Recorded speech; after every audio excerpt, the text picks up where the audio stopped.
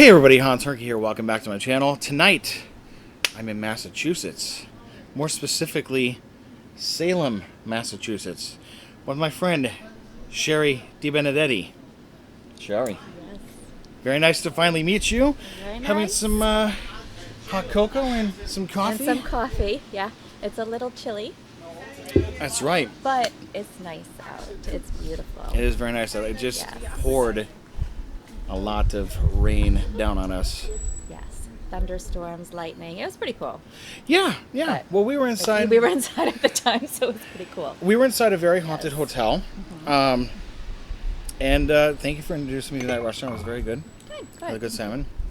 Good. So, Sherry's on the TV show Ghost Hunters on Discovery Plus. Yes. And she's going to tell us a little bit about being involved with the show, stuff she's experienced, how she got involved, and I'm going to let her take it away. So, how did it start for you in the paranormal world? Well, there was a time where, my whole life I would always experience different things. I never knew what it was. I was young. I didn't know if things were moving on its own, or if you see shadows and all this other stuff. I just always ignored it. But there was one house later on in life. There was one house that I moved into with my family, and in the beginning, everything was fine. But then all of a sudden, things were happening, and we had a lot of activity. So there was, shadow figures. Things were moving, footsteps, voices, knocking, doors opening and closing, lights turning on and off, things being shot out of the closet. All these crazy things were always happening. I never felt comfortable in the house after that, but but it wasn't, they weren't hurting me, they weren't, anything. It was just very scary kind of, just things going on. But one night, I came home from somebody's house, and, I got ready for bed. As soon as I got into the bed, something grabbed my ankles and held my ankles down. So I got up to see, what was holding my ankles down. As soon as I did that, they grabbed my wrists and then put my wrists down on the bed. And then I was trying to yell out to my parents down the hall. And so when I lifted up my head to try to break free and try to yell down the hall, they put their hand over my mouth and then pushed my head down. And so after that, a full body apparition appeared at the bottom of my bed, and it was a doppelganger of my boyfriend at the time. So for a split second, because I just left his house, so for a split second I was like, wait a second, am I at his house? Is he here? I just couldn't understand how all of a sudden he's in my room when I just left him, and he lives a half an hour away from me, so I just didn't understand what was going on. But then I came back to, okay, now I'm being held down, and what is this thing in my room? So he started walking over to me, and he kind of bent over, and just stared at me. Now, everything was exactly him.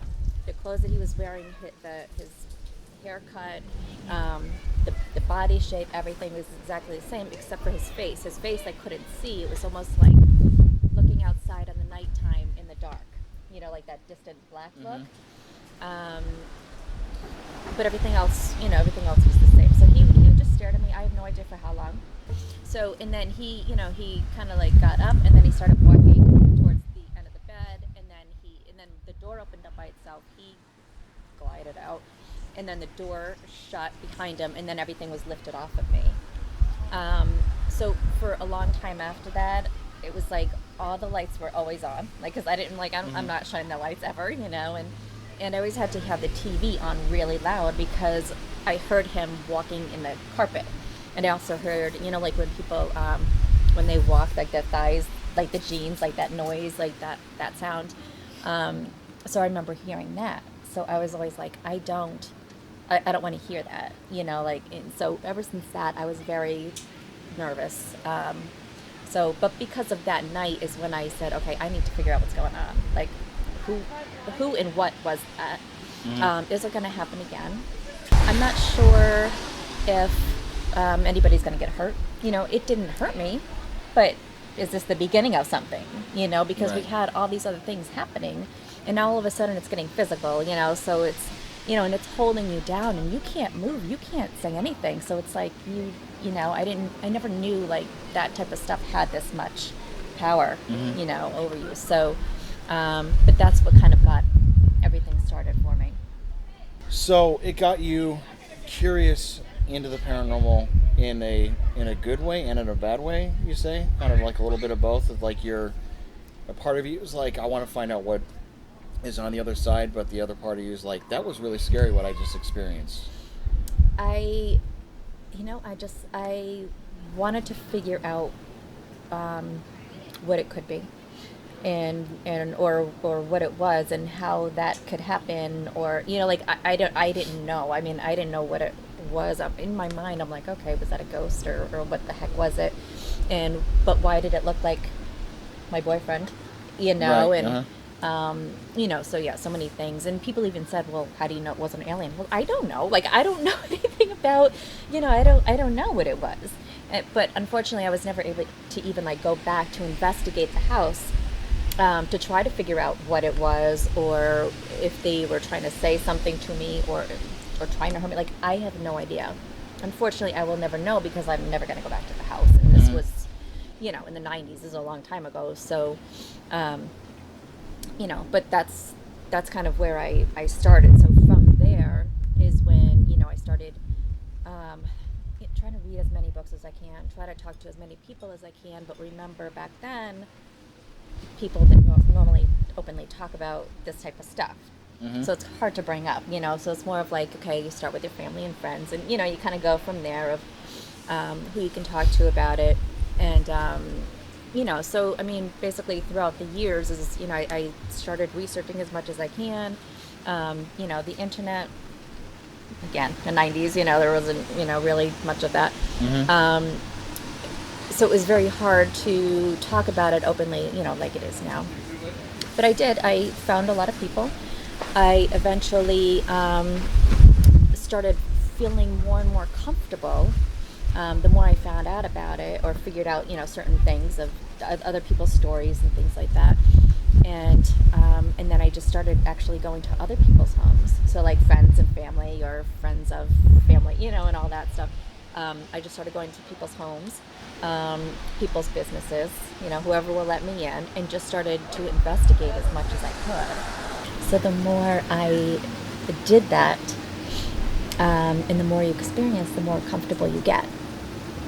So I just kept, doing that as much as possible. I did end up, buying some little, equipment, regular stuff, the recorder and stuff like that, and camcorder and stuff, and, start with that. And then I started helping other people, again, friends and family, because you got to start off with people who you can trust, and people that, can trust you. And then I started realizing that I liked doing it, and it was just so interesting, and then from there I started a team, so I had a team, we started doing more and more places. I started meeting more people, and throughout that whole process, I did meet up with TAPS, and I did meet up with Jason and other TAPS members. And, and he's helped me through the process also. And so, like, if I go and do investigations, if I had questions, be like, oh, what the hell this is, so I would, I would call him up and be like, hey, this is what, and he would kind of help me through the process, or he would actually say, like, hey, yeah, I know that because I've experienced it. This is what we found out, so, having them also help, which is awesome. So I had my team, but then after a while, due to a few personal things, I had to stop my team, and then I went on to work with other local teams, either TAPS teams or local teams, and just helped out that way.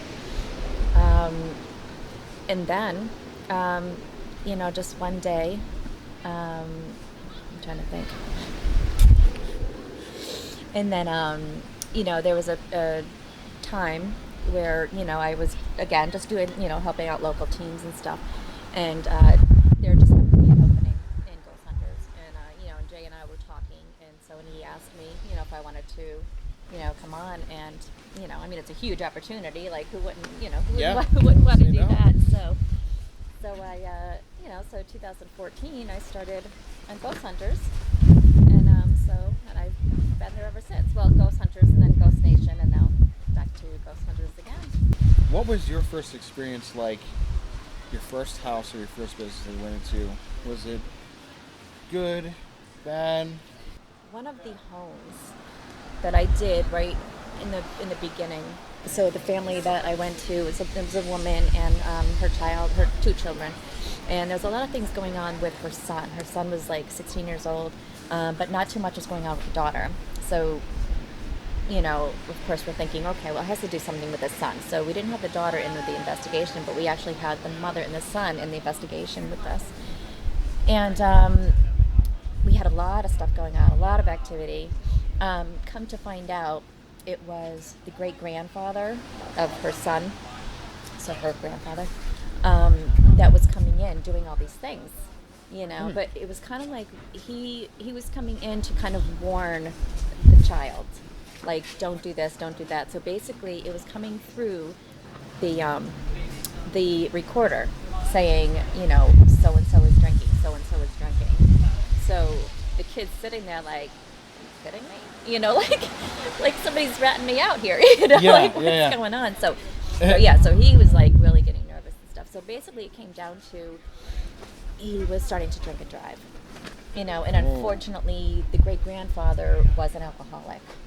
So it's almost like he was coming in to be like, to kind of warn like what's going on, and all that stuff. So and a revelation was made that day. Well, you know what? It was that on top of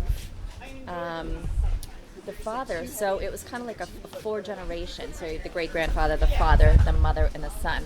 So the great grandfather's son, he never stepped foot back into the house because of his the way that he was growing up in that house, because it was the great grandfather's house. He wasn't treated very well because he was a drunk and everything. So it was a bad childhood for him. So he never wanted to go back in. So while we were actually talking to him, the great grandfather, that night, I brought up that story, like, your son doesn't want to come in here.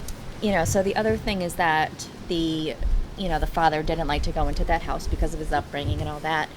And, so he brought that up also to the great grandfather, and he actually said sorry, to the son. So when we did the whole reveal, we went through everything and they saw everything, but I did tell her, I'm like, you need to have your father here, because, he wants to say something, he wants to relay something, he really needs to hear it.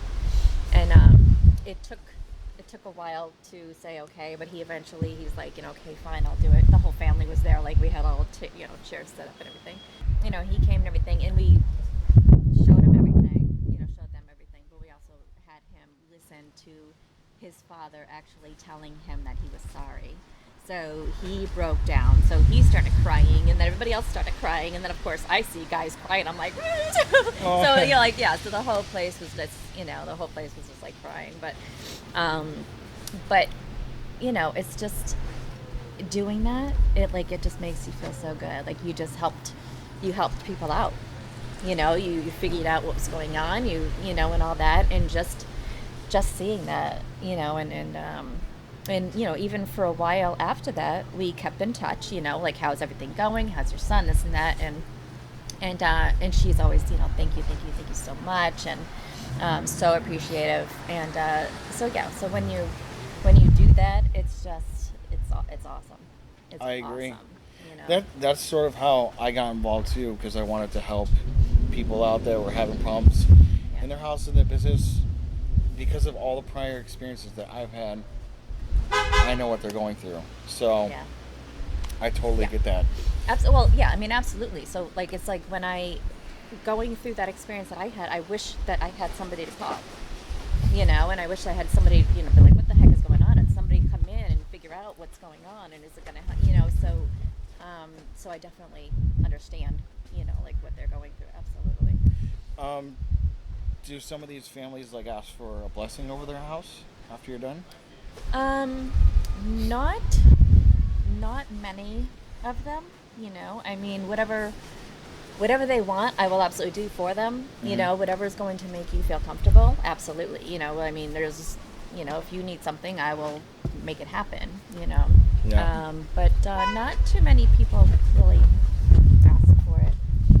Yeah. Another question I have is, when you go out and investigate earlier on, when you're doing these houses and businesses, are you worried about attachments following you home?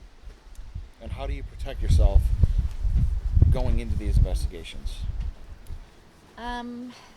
Honestly, most of the time, I just really walk in. I don't really say anything. I don't have like a regular ritual thing that I do. I don't do that. But having said that, I am spiritual. I'm not religious, but I'm spiritual. So, I mean, I believe in my guardian angels and all that. So I always do ask them for protection, but I don't always ask for the protection before I go into a place. I'm just, in general, I kind of just talk to myself and be like, I just looking for protection anyways, just in general. And I also go into a place being a skeptic. So I don't care how old or how young a place is. I don't care what it looks like. I always go in with, it's not haunted until it proves to me that it's haunted. It's very hard for me to think that anything is negative. But again, with my experiences, for like 25 years, I never came into anything evil. So I'm not worried about something coming home because I've never experienced anything evil. If somebody wanted to come home with me, I don't care. But again, I never had that experience of evilness. You know what I'm saying? Yeah. So I think if I did, maybe I would think differently. When I get into contact with somebody, I think it's interesting. It's very intriguing. It's fascinating, like the things that they could say and do and everything else. And you're talking to this person that lived, I don't know how many years ago, hundreds of years ago maybe, I don't know, and they're right in front of you and they can do things and say things and touch you. And I just think it's all fascinating, but it doesn't scare me. And it just, for some reason, I just don't think that they want to latch on to me to go home. There have been a couple of times where I'm like, all right, you need to stay here. You can't come home with me. But that's if I really think about it. If that's like in my head, maybe I was, maybe I'm like, oh, maybe I'll just do it just because I hear other people do it. And I'll be like, oh, you know what? Yeah, you can't come home with me, But as a regular, I mean, I don't even know how many places that we've been to, like jails and, like mental hospitals or wherever. I never once think, oh, I need to protect myself, or, oh, I need to, make sure I tell them that they can't. Like, I never do. I'll leave there and I'll be like, oh, do I need to say, but it's not something that's a regular ritual that's on my mind all the time. Okay. Yeah.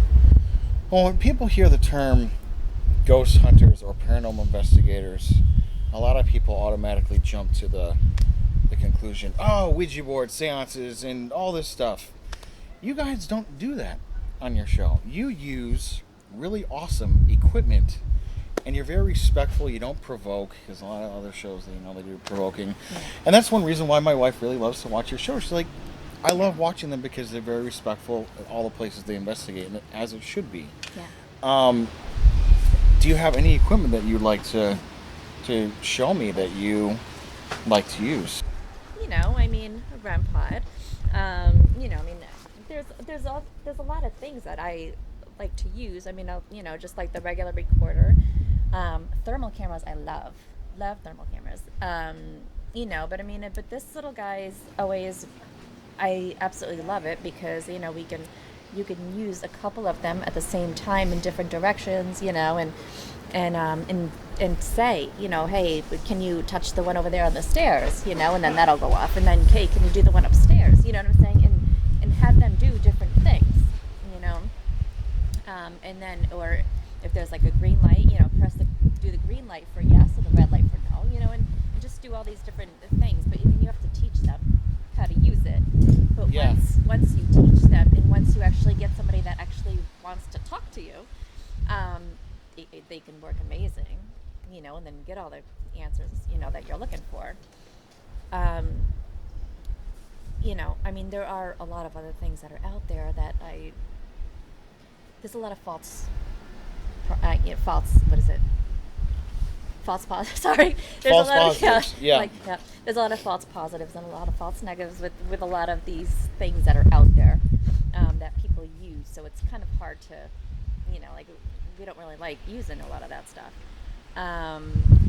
But again, everybody has their own techniques. Everybody has their equipment that they love to play, that they love to use. So yeah, there are other ways of doing things that are, on the other shows. But, that's the way that they do it. But, the way that we do it, no, we don't like to go in and, yell at somebody. And be like, show yourself and all this. You don't know who you're talking to.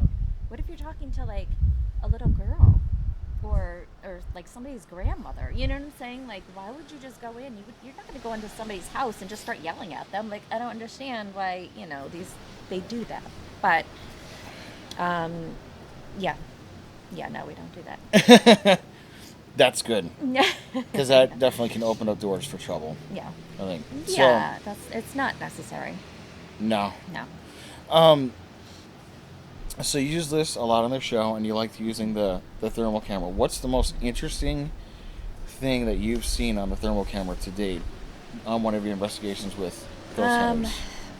Well, we've seen like full bodies, so I'm trying to think of the last one that we caught it was aimed towards like tile on the wall, and it was aiming towards that way, and it showed like a full torso, like of a big man, it's just like a huge torso, and he was standing right there, and then all of a sudden he just turned and walked away. It's crazy. I love it. I love it. It's amazing watching that. I like the one where they're at a fort, and he gets an image of a soldier walking down a walkway. That was a long time ago. But that stuff just fascinates me. And, I hear people say, people think that all ghosts are demons. I don't think so. No. Because basically their energy is left. They left an imprint. And some of the things that we see and hear and experience is called residual energy. And that's what you guys get a lot when you go to these places. Mm-hmm. And then you get the intelligent ones that play with your REM pods and leave you EVPs and all that good stuff. So I don't really buy that. Like, I said to a person that said, all ghosts are demons. I said, do you really think a demon's going to have time to come up and dress like a Civil War soldier and walk around? It's like, no. That's an imprinted time that you're watching. I am not the type of person to tell people it's real, it's fake, what they need to believe. I don't care. That's not what I do. I don't, and so when people do say things like that to me, or if they're skeptics, I'm like, but I'm not here to prove you that these things are real. Like, that's not my job. My job is to help people who believe that they're real, and go to their places and make them feel comfortable at the house. We will try to prove and disprove whatever we can. We're going to try to get things on, EVP or pictures of them, or do whatever we can to even prove to you whether yes or no, we got something or we don't have anything. That is my job. I don't, people have their, religious things or whatever it is, their beliefs. I would never tell anybody yes or no. So, Mm-hmm. me, I believe what I experience. So if people haven't experienced anything before, well, yeah, they're not probably going to believe in it, but again, that's fine. I don't, but I would never, just, I don't want the people to be telling me and yelling at me, like these skeptics, it's not real, but it's just like, but again, you don't know what I've experienced, and again, I've been doing it for 25 years. I know it's real. There's way too many things that have happened, to me, and, being held down, what the hell was that? It's like, what, so, yeah, I've experienced way too many things to even, that be even a question to me. So, wow. Yeah, but it's all good. Yeah. And it's fine to have skeptics. It's absolutely fine. And again, as long as we can all talk, and just learn to be able to disagree and be fine with it. You know what I'm saying? So, so it's all good. So what is a typical week or day on Ghost Hunters? Because when I watch an episode, you have to film all this stuff and you got to cram it all into 1 hour show. 42 minutes. 42 minutes. That's right, because you got not even an hour. Yeah. But yeah, like just watching one episode, I can imagine it takes a week or so to film. Yeah, we are at a place for at least a week. If we need to stay longer, we will stay longer. If the people want us back, whatever, we are at a place until like the client's comfortable, and we won't leave until that's all squared away. We'll first get there, look around the whole place. We of course all of the equipment, and get all the equipment squared away.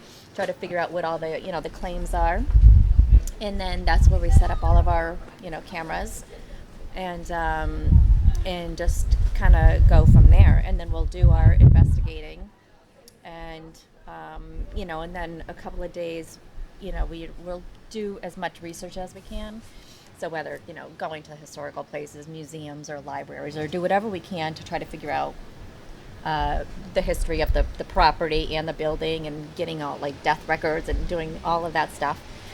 And then we'll investigate a few more nights, and there's obviously whatever names that we get, we kind of continue with doing the investigation. So then and then days after we research and stuff, it gives us more names like that we can use. But we also, while we do that, it's also we're able to get some like rumors on some places. We can kind of maybe like say, okay, no, that didn't work out. That's just a rumor, that didn't happen. So stuff like that also helps the client, because sometimes there's a lot of mental things, so if somebody hears, somebody fell down the stairs, because that's how, somebody fell down the stairs and then died, so now they're the one who's tripping me down the stairs and all that. And then we're like, well, no, nobody, that actually didn't happen. She tripped, she didn't die, she died somewhere else.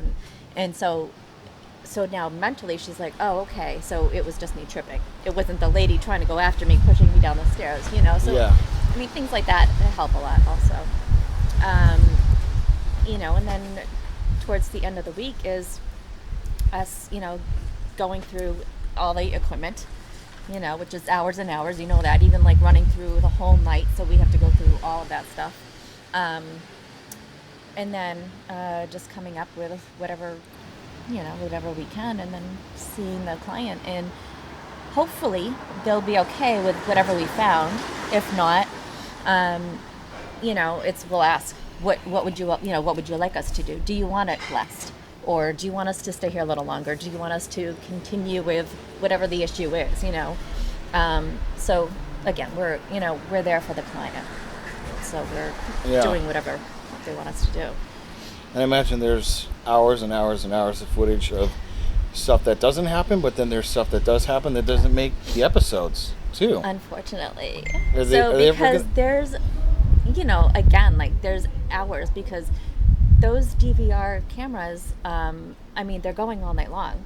So, but the thing is that, we're going through everything, but it's not like everything always happens, Unfortunately, our camera's over here because we're faced this way, but our head happens to look this way and we see something, we don't get it. Yeah, so it's just, Yeah. so unfortunately there's a lot of things that we didn't catch on camera because it happened so fast, and we weren't able to document it anyway. So it's but yeah, it's all 1 week of 42 minutes. And so sometimes when I do like see, because I don't see it until it goes on, like on Discovery Plus.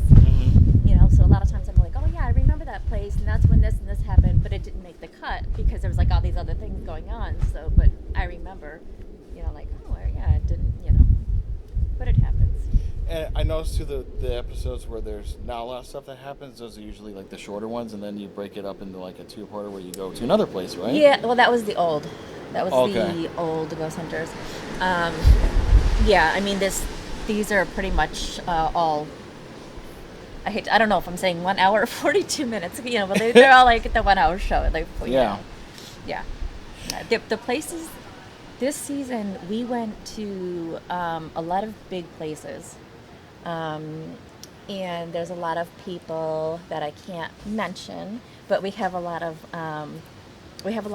older TAPS members coming in to join us, and we have either, and we have other people from all over. I mean, if people are in the paranormal, they'll know exactly who all these people are. But we have a lot of people coming in this season, so it's awesome. It was awesome to be able to work with so many different people, and it's, everybody does their own certain things. They do it their certain way. So for all of us to kind of like intertwine and, you do it your way, I do it my way, but we still get all this stuff. I mean, it was awesome.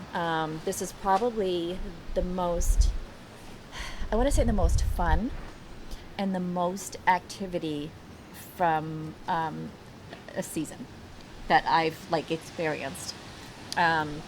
We did a lot of jails and a lot of like mental places, and we did homes, in castles and in hotels. So like we did a lot of big places, but it was pretty good. It was fun. One thing I always wonder when I watch the show is when you guys got a lot of activity going, and it's like, I don't want to leave. This thing keeps going, and then all of a sudden you hear Jay come on the walkie. All right, guys, it's getting late. Let's wrap it up. So you go, oh man. Any of those moments, or it's just like, all right, I'm tired. We can go. Yeah, no, there is quite a bit. So if we do, like if we're still going, and then Jay's like, okay, but we will say, we're like, listen, things are going on right now, and he'll be like, okay, and then that's it. Okay. So yeah, Keep and rolling. but as soon as we're like, as soon as it's like 20 minutes goes by and then there's nothing, it's like, all right, now we're ready to go. But usually by then it's like so early in the morning, I think we're all ready. Like we're all tired, like spirits in us. But yeah. Do you wrap usually before the sun comes up? Before it's before the sun comes up. you go back to the hotel, you go to sleep, and I imagine doing that for weeks on end, it really messes with your sleep schedule and things like that. Well, Jay has children, I have children, so we go home every weekend, and so I mean, of course, the first day, like, I'm out. I'm just, and the kids know. They're like, yeah, she's going to be sleeping in until, like 12, 1 o'clock.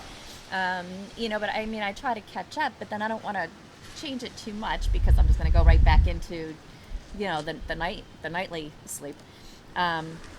So, but they, they know. I try to spend as much time with them as possible. And but yeah, I'll still be like wide awake at like 2 a.m, be like, okay, while everybody else is sleeping, and But now that this season has wrapped, I have my other job, and my other job is a 9 to 5 job. So it's just like, it's very slow that I'm trying to like, my boss will be like, well, it's 11 o'clock. Where are you? I'm like, I'm just getting up. I'm like, still trying to like get my body back to the 9 to 5 job again. It does take a while. Yeah. I mean, I was never a morning person anyway, so that other job is so much better than my 9 to 5. But and the the hotels, they put you guys up. That's where you create your base camp to like watch all of your footage and review all your evidence. Yeah, that we'll do. I mean, we'll do a lot of review at the hotel, but we'll also do a lot of review when we get there. So, like the DVR will be in the van, and we'll watch all that stuff. If there's like downtime during the daytime, I don't want to say downtime because we're still working, but if some people are off to like the library or whatever, so there'll be two of them doing that, and then the two of us will be going through the DVR and stuff like that. So, but that's at the property. But then we'll, the stuff that we can take home, the hotel, we'll go through some of that stuff. So, I'll wake up, get ready, I'll go through a lot of that stuff. So yeah, if I'm not sleeping, I'm going through, going through stuff. I mean, it's hours. I know. I can imagine it'd be very tedious. And do you watch like every frame where it's just like you kind of scroll and it's like, oh wait a second, what was that? And you go back and you look at it. Yeah, I mean sometimes, everything happens so fast. So it's just like you like really have to like pay attention to like every little thing. Yeah. And I can't imagine. I'm sure we missed a couple things. Like I mean, if you blink, you might miss something. But I mean, you gotta do the best you can. I mean, you're exhausted, but you need to look through these things, as much as you can. So. Yeah. Yeah.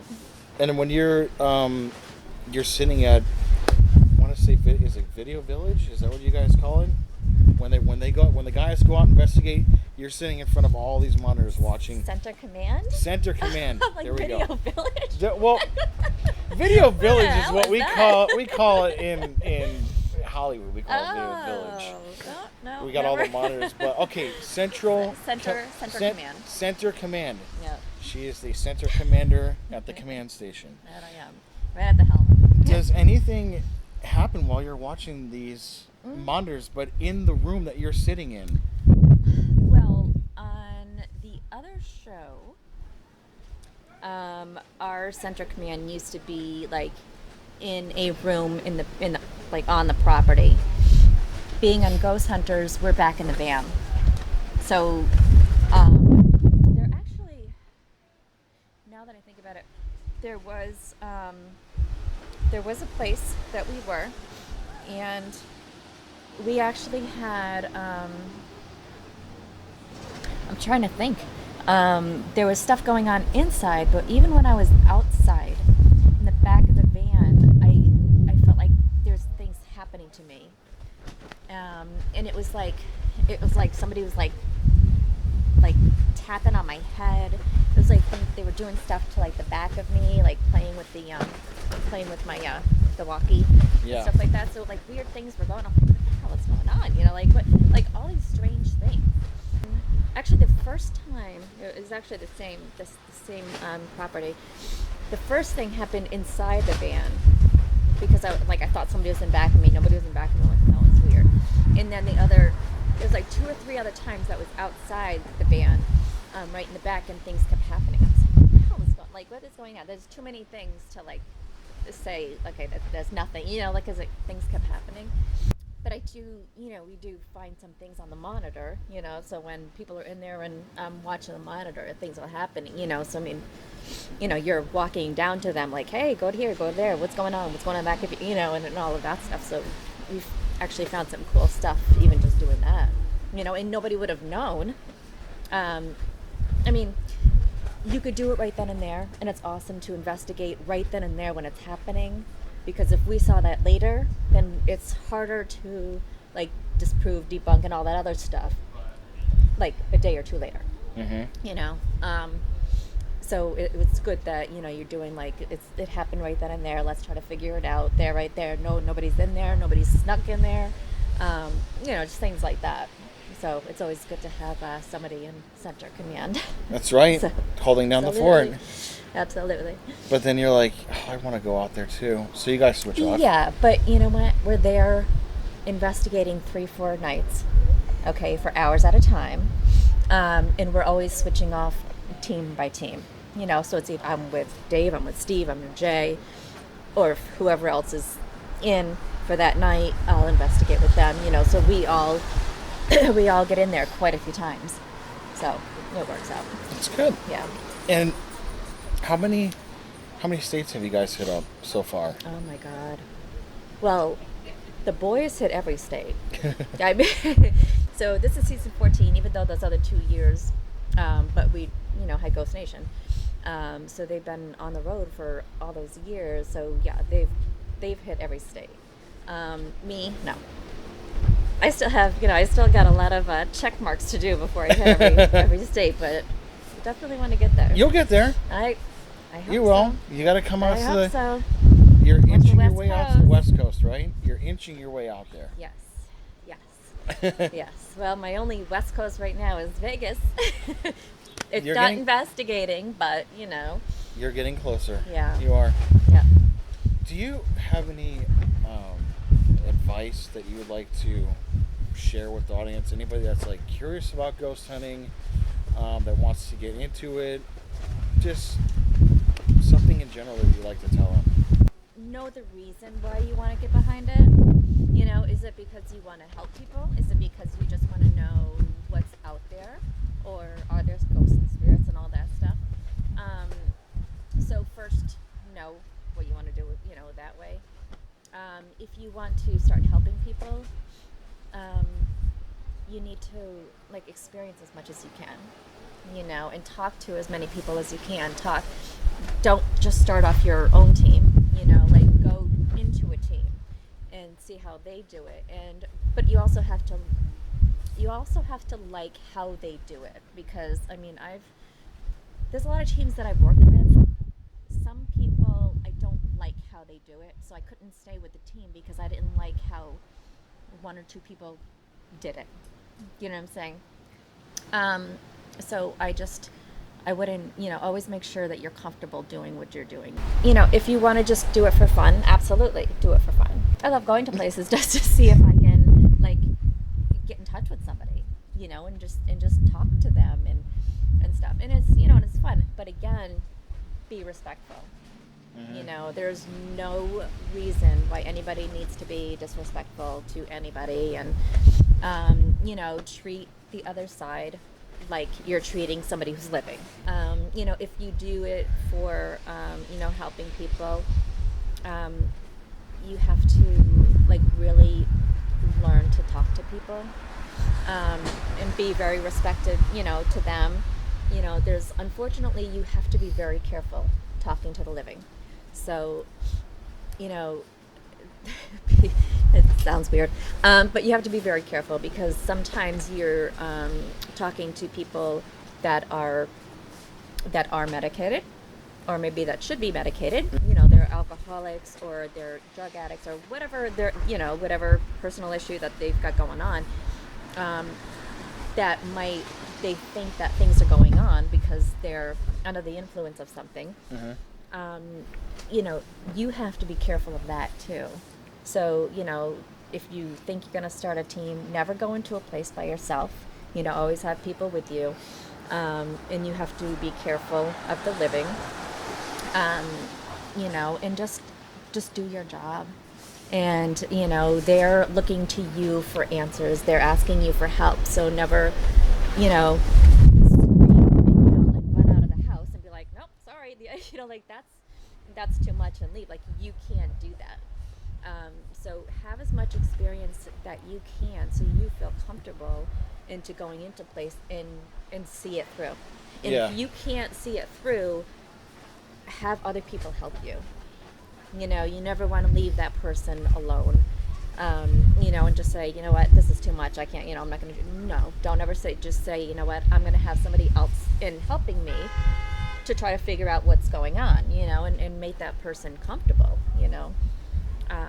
I've seen, unfortunately, I've seen that happening too, and then the poor client is just, you leave them and they're more scared than anything, and it's Mm-hmm. that's not, and also do not charge people.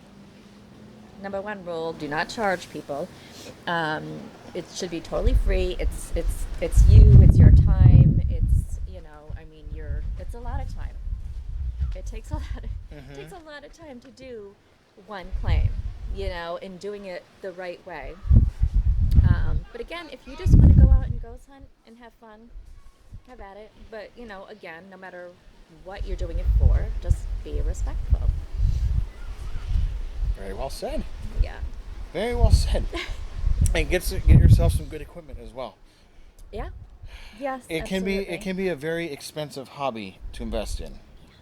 Some of the stuff is not cheap. No. Oh my God. I seriously, I want to go get like a thermal camera, but I mean the thousands of dollars for like a really good one. Yeah, and I mean So, the app on your phone is not going to really work for that. Yeah. No. Don't trust the apps on your phone. No. You want the stuff they're actually carrying around the show. Yeah. So that's Yeah. Yes. cool. Well, Shari, thank you so much for coming out tonight. I know it's a very cold evening. We had some hot chocolate. We had some coffee. Yeah. We had some wind. We had some interesting guests. Yeah. But then again, thank you so much for your time, for coming out. Thank you for coming all the way out to Salem for this. You're welcome. Yeah. You're welcome. It was quite a journey. Quite a journey. And thank you for filling us in on the world of ghost hunting and what it's like to be on a major TV series. It's fun. I keep watching it. Lisa will keep watching it too. And you at home should watch it as well. Ghost Hunters on Discovery Plus. Check it out. You have to download. You have to order. Is there an app too? So Discovery Plus, it's just a streaming, so you gotta go on there and order it. But you don't get any commercials, which is awesome if you get like the certain thing. So it's awesome. But it also has so many other shows on there, all the other shows that I watch too. So it's awesome. Yeah. All right. Well, Discovery Plus is where you can find her. And thank you again for watching the interview and coming all the way out to Salem, Massachusetts with me. This is Hernke signing out. It was Shari DeBenedetti. That's it? Yeah, that's it. There we go. Yep. Thank you so much, and we'll see you guys on the next one. Okay, Take bye. care. Bye. Bye. Bye.